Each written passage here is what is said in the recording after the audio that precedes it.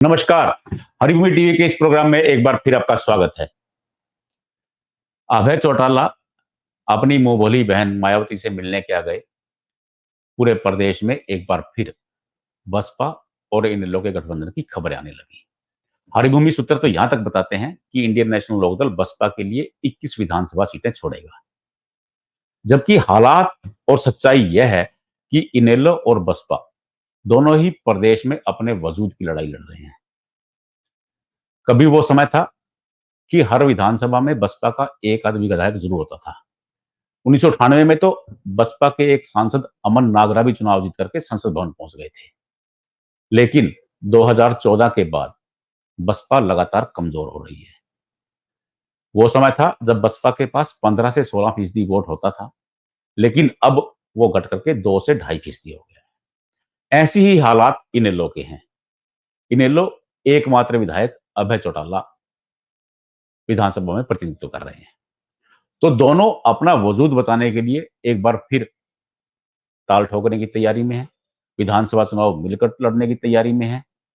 इन दोनों के मिलने से विधानसभा चुनाव पर क्या प्रभाव पड़ेगा, इसी पर आज हम चर्चा करेंगे। हमारे साथ हैं वरिष्ठ पत्रकार अजय मल्होत्रा, चंडीगढ़ से हरिभूमि के ब्यूरो प्रभारी योगेंद्र शर्मा। मल्होत्रा जी, आपसे ही पहला प्रश्न पूछ रहा हूं। एक बार दोबारा अभय चौटाला और मायावती में प्रेम उमड़ा है। अभय चौटाला मिलने के लिए गए हैं, उनको चर्चाएं ये भी हैं कि उनका गठबंधन लगभग तय है। इनेलो बसपा के लिए 21 सीटें छोड़ेगी प्रदेश में, ऐसी भी खबरें छन छन के आ रही हैं। क्या लगता है गठबंधन क्या कर पाएगा? देखो, इसमें तो कोई शक नहीं है कि गठबंधन होगा दोनों के बीच में। और अकेले इनेलो ही नहीं, बसपा को भी जरूरत है, क्योंकि दोनों का वोट बैंक बहुत बुरी तरह से गिरा है। पीछे आपने लोकसभा में देखा होगा। जी। क्योंकि दोनों सिर्फ इनेलो तो सिर्फ कुरुक्षेत्र में ही कुछ वोट ले पाई थी, वहां भी मतलब कि जमानत जब्त वाली स्थिति के आसपास पहुंच गए थे। तो कहने का मतलब ये है कि ये अपने सर्वाइवल के लिए कर रहे हैं अब सारा। बाकी अगर ये गठबंधन बनता है तो कहीं ना कहीं देखो, राजनीति में ये भी आशंकाएं हैं कि ये किसी और के इशारे पे गठबंधन हो रहा हो, ताकि जिस तरह का दो ही तरह का वोट है जो कांग्रेस को गया था अब की बार, जाट और चमार जी। अब जाट वोट में इनेलो हमेशा अपना वर्चस्व दिखाती रही है और चमार वोट पे बसपा जी, और दोनों का वोट बहुत बुरी तरह खिसक के कांग्रेस में चला गया अब की बार जी। आप ये देखो, गांवों के अंदर 80 से 90% वोट जाट और चमार कांग्रेस को पड़ा है जी। अगर यही ट्रेंड आपका विधानसभा में दिखाई दे गया तो ये फिर क्या होता है कि गांव में ना दो मार्शल कौम ज्यादा होती हैं, जहां ये बहुतायत में होते हैं, जाट और चमार। ये दूसरों को भी हवा में बहा के ले जाते हैं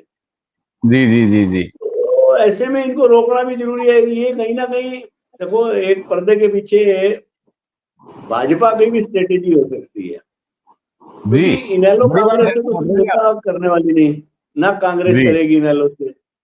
अल्टीमेटली चुनाव के बाद कहीं ना कहीं अगर भाजपा इनेलो के 2-4 सीटें आ भी जाएं अगर, तो वो कहाँ जाएंगे? वो भाजपा की तरफ जाएंगे। चुनाव नेक टू नेक है आपकी बार, कांग्रेस और बीजेपी के बीच में नेक टू नेक है। तो कहीं मेरे को ये लगता है कि कांग्रेस हाईकमान, भाजपा हाईकमान ने ही बसपा को तैयार किया कि वो लोग इनेलो के साथ दोबारा से समझौता कर लें। अच्छा जी। कहाँ कुछ भी जाए तो इसके पीछे ये संभावनाओं से इनकार नहीं कर सकते आप जी। तो ये है पंडित जी। योगेंद्र, मैं आपसे जानना चाह रहा हूं, क्योंकि क्रेडिबिलिटी गठबंधन को लेकर के बसपा की क्रेडिबिलिटी हरियाणा में ज्यादा बेटर नहीं है। वो लगभग हर पार्टी के साथ गठबंधन कर चुकी है। 1998 से शुरू हुआ था ये कल्चर, तब देवीलाल से गठबंधन शुरू किया था इन लोगों ने। उसके बाद जसपा से भी कर चुके हैं, राजकुमार सैनी से भी वो गठबंधन कर चुके हैं। लेकिन वो गठबंधन 8 महीने 6 महीने रुकता है। जसपा से तो वो महज 1 महीने में ही टूट गया था। तो इसमें इन लोगों को कुछ बेनिफिट मिल सकता है जो भी गठबंधन होगा। देखिए पंडित जी के पिछले, जैसे कि आप कह रहे हैं, जो बहुजन समाज पार्टी का जो पुराना अतीत है और हरियाणा के अंदर उनका जो गठबंधन जब हुए हैं, वो गठबंधन बहुत लंबे चले नहीं है। या तो वो चुनाव से पहले टूट गए हैं, या किसी जी प्रकार का कोई विवाद हुआ उसके बाद वो लंबे चल नहीं पाए। दूसरा जी चीज जी ये है कि ये एक सर्वाइवल की लड़ाई है। जैसे कि जी हमारे सीनियर साथी अभी बोल रहे थे, एक सर्वाइवल जी की लड़ाई ये दोनों दलों के सामने है। इनेलो के जी एकमात्र विधायक अभय सिंह चौटाला ने ये प्रयास किया है दिल्ली में, जो बहुजन समाज पार्टी की सुप्रीमो से मिले हैं। वास्तव में जी ये सोशल इंजीनियरिंग के एक कोशिश भी है। उनका ये जी प्रयास है कि कहीं ना कहीं कुछ ना कुछ एक अनुसूचित जाति और दलित वर्ग के वोट को क्या साथ लाने के लिए जिस तरह से, और इसके साथ जी साथ उनको जाट जो वोट है, ट्रेडिशनल जो वोट है इनेलो का, जो वो उनके जी साथ आएगा। उन्हें कहीं ना कहीं एक उम्मीद है कि कोई चमत्कार होगा, या जी दलित जी और जाट वर्ग मिलकर के कोई ना कोई हम्म, विधानसभा चुनाव में कुछ फायदा होगा, क्योंकि जननायक जनता पार्टी की स्थिति भी बहुत अच्छी नहीं है और उनके जो कैंडिडेट्स थे वो भी लगभग लगभग सभी लोग संगठन के छोड़ के चले गए हैं। जी अब जी जी सवाल ये उठता है पंडित जी कि लोकसभा में जब दोनों पार्टियों का वोट फीसदी आप देखेंगे तो बड़ी जी चिंताजनक हालत दोनों संगठनों की है। बहुत चिंता वाली और सोचने वाली बात है। लेकिन जी कोई भी राजनेता कभी कोई उम्मीद नहीं खोता, कभी भी उसको रहता है कि अगली बार कुछ ना कुछ एक चमत्कार होगा, कोई उम्मीद होती है। लेकिन अगर जी आप जी जी दोनों दलों में देखेंगे तो इनेलो का भले ही हर जगह पे जिले में संगठन है, लेकिन बहुजन जी समाज पार्टी का ना तो प्रदेश के अंदर संगठन बहुत ज्यादा मजबूत है और ना ही जी जिलों में कोई संगठन है। तो मुझे नहीं जी लगता कि ये जो जो एक नया समीकरण बनाने की कोशिश है कि किसी प्रकार का कोई चमत्कार होगा। लेकिन जी हाँ, उनका एक दलित वोट बैंक पर उनकी नजर जरूर है कि जी कहीं ना कहीं इनेलो को गठबंधन करने के बाद में वो अनुसूचित जाति वर्ग का जो वोट है उसका बेनिफिट वो लेने की कोशिश में है। ये भी जी बात ठीक है कि अभी तक ऑफिशियली मायावती या उनके किसी पार्टी के संगठन के पदाधिकारी ने अभी तक कोई ऐलान नहीं किया है। दोनों दलों की कोई जॉइंट प्रेस कॉन्फ्रेंस नहीं हुई है। तो अभी नहीं इसको बहुत ज्यादा मैं योगेंद्र आपको रोक रहा हूँ एक बार। योगेंद्र, आपको भी जी ऐसा लगता है जैसे मल्होत्रा जी कह रहे हैं कि ये भाजपा की शय पर भी ऐसा हो सकता है? तो क्योंकि एक भाजपा को बड़ा झटका लगा लोकसभा चुनाव में, तो ऐसी रणनीति हो सकती है, आपको भी लगता है? नहीं पड़ी मेरे को। देखिए, मुझे बिल्कुल नहीं लगता, क्योंकि आप लोकसभा इलेक्शन का एक सिनेरियो अगर आप देखेंगे तो सीधे सीधे दो नेशनल जो पार्टी है उनके अंदर आमने सामने का एक मुकाबला था। सीधे भाजपा और कांग्रेस का सीधा टकराव हुआ है। क्षेत्रीय जी दलों का वोट प्रतिशत अगर आप देखेंगे तो आपको सारे हालात पता लग जाएंगे, 44 और 46 जो जी हालात बने थे। अब जी लोकसभा में क्योंकि 5 सीटें चली गई हैं, भाजपा को लूज किए 5 सीटें, मुझे नहीं जी लगता कि कोई बहुजन समाज पार्टी को यहाँ लाने के लिए बीजेपी को इस तरह की प्लानिंग करेगी। और अभय सिंह जी चौटाला के साथ उनका बहुत बड़ा कोई टाई अप है। तो इससे जी अच्छा तो ये है कि बीजेपी इनेलो को अगर अपने साथ लगा लेती है, क्योंकि किसी टाइम में ये इनेलो हो चाहे जसपा हो, ये एनडीए का एक पार्ट रहे हैं। तो मुझे नहीं जी लगता जी कि इसके ऊपर कोई हिडन राजनीति चल रही है। और बीजेपी जी को इस तरह की प्लानिंग करके बहुजन समाज पार्टी से वो सीधे सीधे भी किसी तरह का यहाँ पे सहयोग ले सकते हैं, गठबंधन जी कर सकते हैं। लेकिन जी बीजेपी अभी बीजेपी की जो लीडरशिप है वो आत्मविश्वास से भरी हुई है। उनको लगता है कि हम सत्ता में हैं और हमें किसी की जरूरत नहीं है। इसीलिए तमाम जो आप देख रहे हैं लीडर, वो ऐलान कर जी रहे हैं कि हम अकेले चुनाव में जाएंगे, असेंबली में हमें किसी प्रकार की हमें कोई बैसाखी की जरूरत नहीं है। धर्मेंद्र प्रधान अभी अभी प्रभारी बने हैं हरियाणा के नए नए, उन्होंने जी भी जी यही कहा है कि किसी बैसाखी की हमें जरूरत नहीं है। और ठीक है, जो पहले कोई गठबंधन हमारे साथ था, अब इलेक्शन से पहले हमें किसी प्रकार के गठबंधन की जरूरत नहीं है। वो आने वाला समय बताएगा कि रिजल्ट क्या आते हैं, कितनी जी सीटें जी वो जीतते हैं, उसके बाद में जी किस प्रकार का आफ्टर पोल किस प्रकार के हालात बनते हैं और क्या क्या चैलेंजेस आते हैं, क्या ये करते हैं।